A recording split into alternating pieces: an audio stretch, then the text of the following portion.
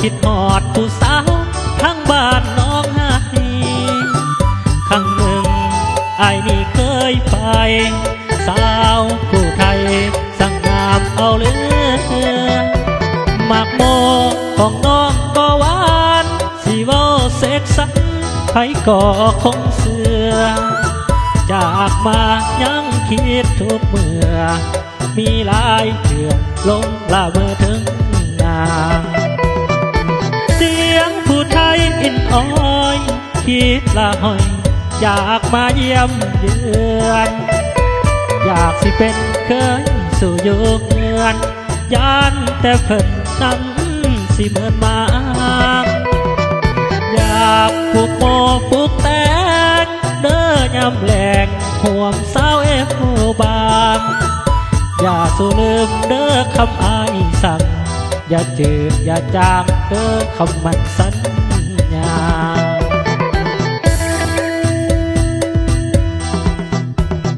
ฟังไอเด้อน้องลาเดือนหกมาคนฝ่าลิ้นลางไอ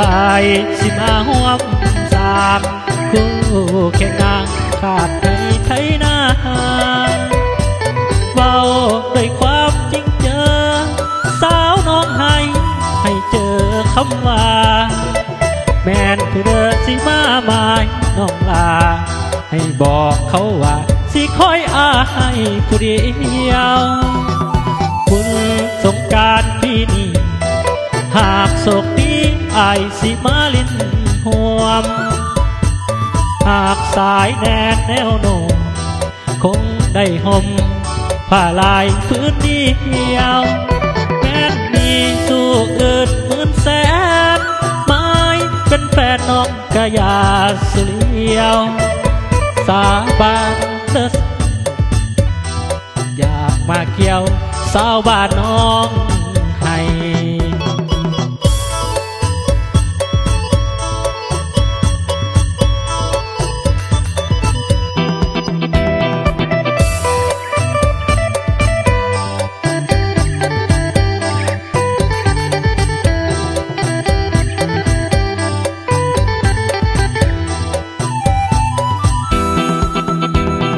ฟังไอเด้อน้องลา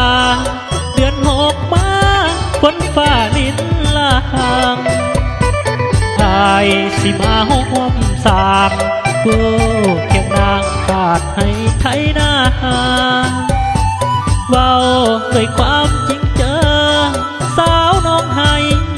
เจอคำว่าแม่นผู้เดินสิมาหมายน้องลาให้บอกเขาว่าสิคอยอ้ายผู้เดียวบุญสงกรานต์ปีนี้หากโศกดีอายสิมาลิ้นห่วมหากสายแน่นแนวโน้มคงได้ห่ม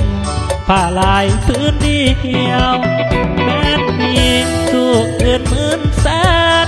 ไม้เป็นแฟนน้องก็อยากสุเลียวสาบานหน้าสายเดียวคิดอยากมาเที่ยวสาวบ้านน้อง